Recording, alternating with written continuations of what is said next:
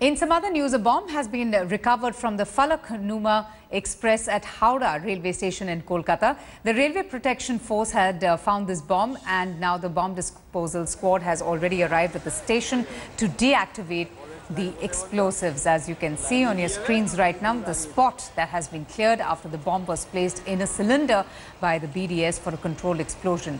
According to reports, the BDS had taken the cylinder in which the crude bomb was found to an isolated spot and diffused it.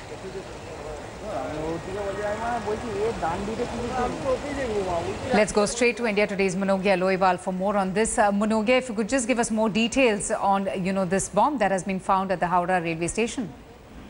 Well, absolutely. Avantika, the big question is, how did the landmine reach Howrah? Sources say that Falaknuma travels from Hyderabad to Howrah. Perhaps the landmines were boarded en route and were supposed to be dropped or delivered midway. The 3 containers were seized laying unaccompanied in the train.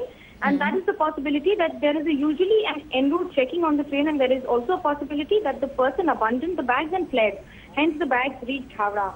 The possibility that the train traverses through the Naxal terrain, especially in Odisha, Andhra, as well as in West Bengal, which is the Midnapur area, is not being underestimated. It is also being considered.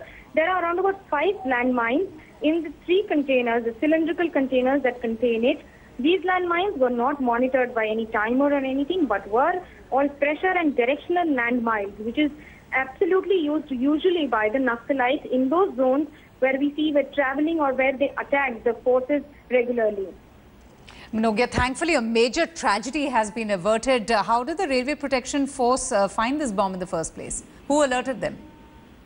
Well, during the scanning of the bags at the railway station, the metal detector started beeping besides the normal beeps, and that's the reason where they identified that this bag had something beyond the normal bags that they carry.